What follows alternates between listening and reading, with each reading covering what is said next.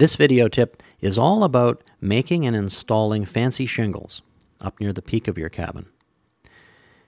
Now, we could have installed them further down as well.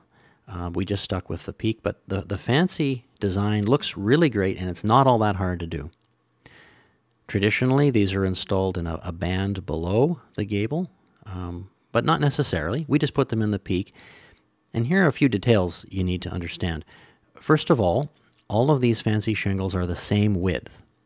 We cut ours ahead of time to a consistent width of 5 inches.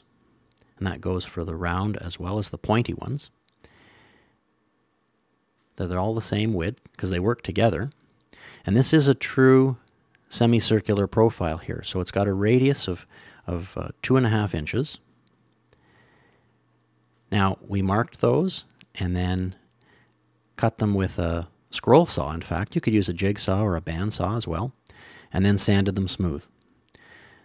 These pointed shingles are cut out with 2 cuts from a chop saw, creating a 60-degree angle at the tip.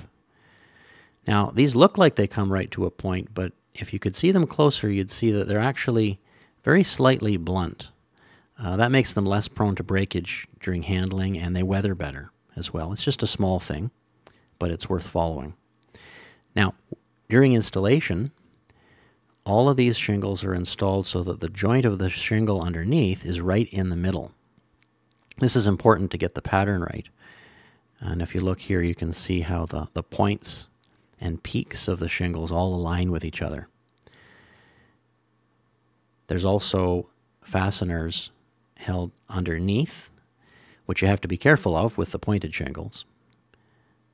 Now, when you get up to the roof, you're going to have to be cutting some shingles on an angle to match the roof, and sometimes they're quite small, really too small to nail properly, and especially because you don't want to have exposed fasteners.